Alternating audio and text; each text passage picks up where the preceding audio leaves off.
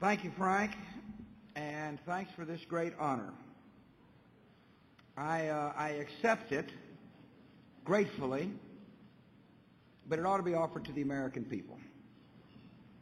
Laura and I are thrilled to be with you. I am always a better man when my wife is by my side. I want to thank Jules Coles, the president of AfriCare, Maria Walker, the widow of Bishop John Walker. I was thinking coming over, let's see, I'm George Walker Bush. I don't know, what do you think?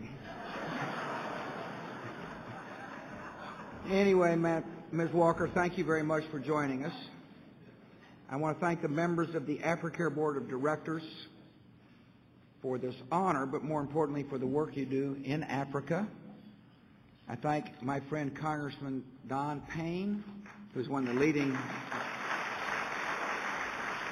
authorities in the United States Congress on African affairs.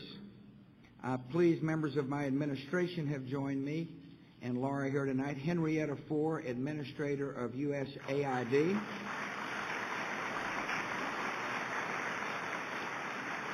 The head of the Millennium Challenge Corporation, Ambassador John Danilovich. The U.S. Malaria Coordinator, Rear Admiral Tim Zemer. Thank you for coming, Admiral. Pleased to be here with Lloyd Pearson, President and CEO of African Development Foundation.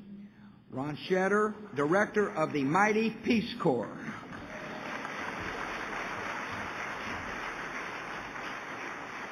Laura and I had the privilege of hosting Bill Frist and his wife Karen at the White House tonight. Make sure you make your bed, Senator, but we thank you for coming.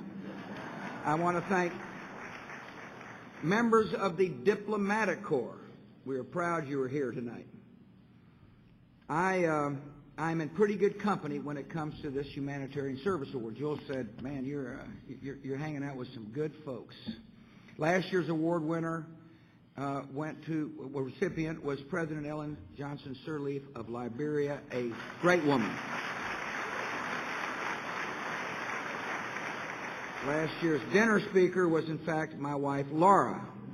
And frankly, knowing both women, I am not sure which is a harder act to follow.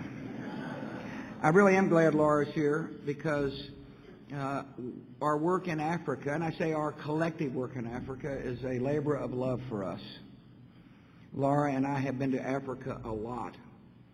She has worked in an effective way to help promote education and health. Our girls, Barbara and Jenna, have done a lot of work to help promote dignity on the continent of Africa, particularly with those folks living with HIV/AIDS. I'm proud of their work, and I am proud of the work of millions of our fellow citizens. It is amazing to me that when you go to Africa, the number of Americans you meet who are living out the universal call to love a neighbor like you'd like to be loved yourself, who are hearing that admonition that to whom much is given, much is required. America, I appreciate those who support AfriCare. I thank you for your work in caring for orphans in Uganda, or fighting polio in Angola, or resettling refugees from Sudan. I thank you for the work you do in 20 nations on the continent of Africa. And in that work, you are carrying out the vision of the man we honor, Bishop John Walker. When he was a young clergyman in the 60s, he traveled to Uganda. He was welcomed in the homes of people who needed his message of love. That experience convinced Bishop Walker that Africa's greatest treasure is not its spectacular scenery or natural resources, but it is the determined spirit of its people. Bishop Walker understood that disease and poverty and injustice are great challenges, but he also knew that the people of Africa have the talent and ambition and resolve to overcome them. And frankly, that has been the heart of our policy toward Africa. We do not believe in paternalism. We believe in partnership. because we believe in the potential of the people on the continent of Africa.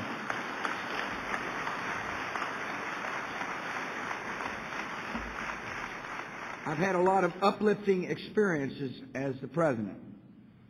And one of the most uplifting experiences has been to witness a new and more hopeful era dawning on the continent. The past 8 years has been moving to watch courageous Africans root out corruption and open their economies and invest in the prosperity of their people. The United States stands with these leaders as partners and friends and allies in hope through the work of the Millennium Challenge account. On my trip to Africa this February, I joined President Kikwete of Tanzania to sign a 5-year, nearly $700 million Millennium Challenge compact, which will help build up Tanzania's infrastructure. And as part of this compact, AfriCare is helping to extend electricity to homes and businesses in some of the most remote areas of the country. My fellow citizens need to hear what President Kikwete said. He said that the Millennium Challenge program is a source of pride, making it possible for the people of Tanzania to chart a brighter future. Notice he didn't say making it possible for the American people to chart a brighter future for Tanzania. He said making it possible for the citizens of Tanzania to chart their own future.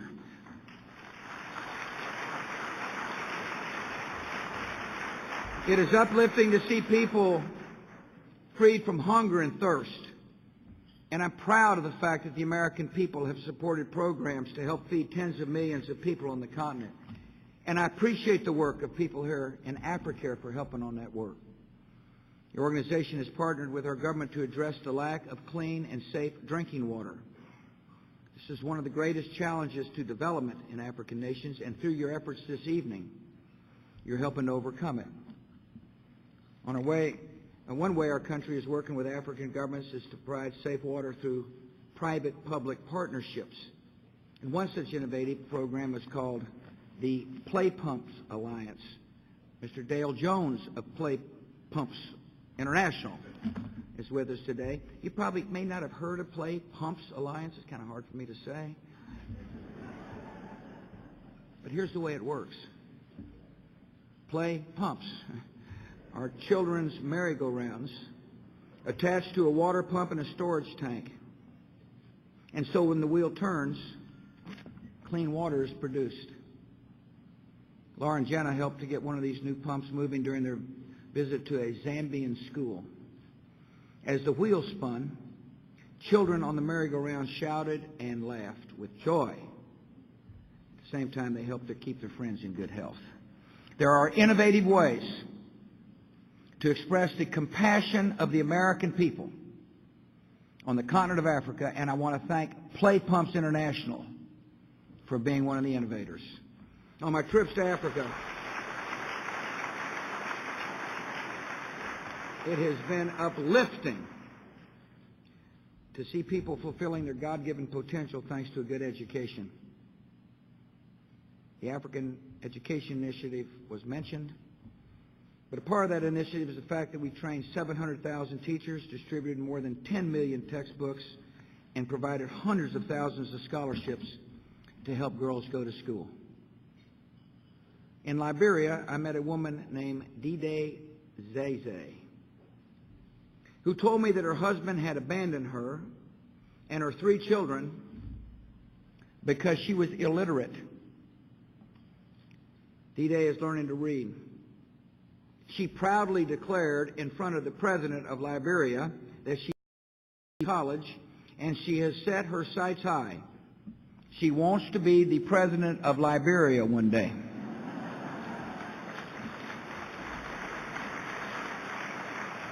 I do not see how you can have a hopeful life if your mother and father is dying of HIV/AIDS or your baby is dying needlessly because of mosquito bite. And so we have taken a strong stand against deadly disease. Through the Malaria Initiative, we partner with African nations to dramatically reduce infection rates and save lives. Laura and I saw the good work of the American people and the good work of AfriCare at firsthand in Tanzania's Meru District Hospital. New mothers bring their babies into the hospital. They have them tested for malaria and HIV. Nurses distribute BedNet vouchers where mothers can use to buy insecticide-treated bed nets. Laura and I met the mothers. I cannot tell you the expression of pride they had on their face when they held their babies up and said, "My baby is healthy." Nothing more hopeful than to see the joy on a mother's face, realizing that her baby has escaped the scourge of the deadly disease of malaria. I thank all those in this audience and around our nation who have helped this malaria initiative become robust and effective. And then, of course, there's the extraordinary stories related to PEPFAR. We launched the initiative in 2003. Only 50,000 people in sub-Saharan Africa were receiving antiretroviral treatment. Today, as was mentioned, we support treatment for nearly 1.7 million people in the region.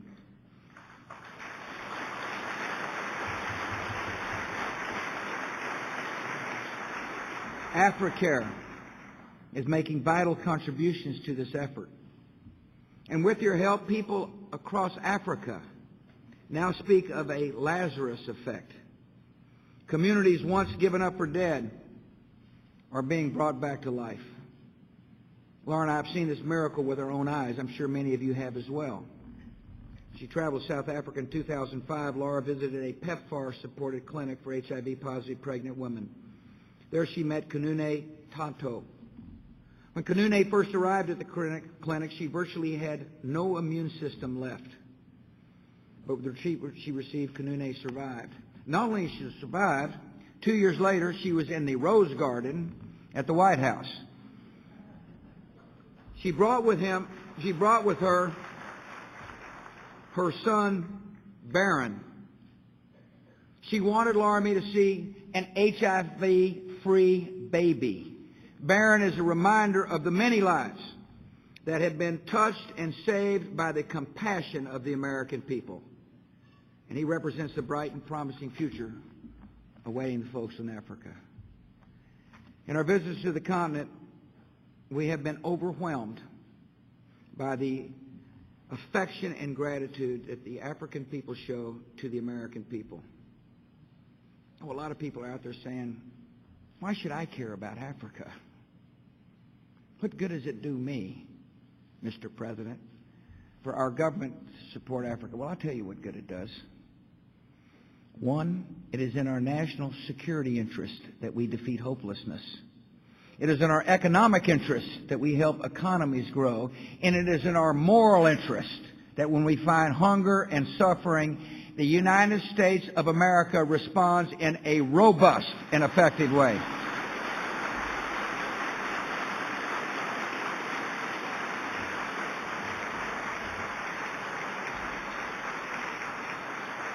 I thank AfriCare for being on the leading edge of this transformative series of initiatives. I hope you feel as good about your contribution as I feel as good about our government's contribution to doing what's right. I'm honored to receive this award. I am honored to be the president of the most compassionate, greatest nation on the face of the earth. God bless you, and God bless the people of America and Africa. Thank you all.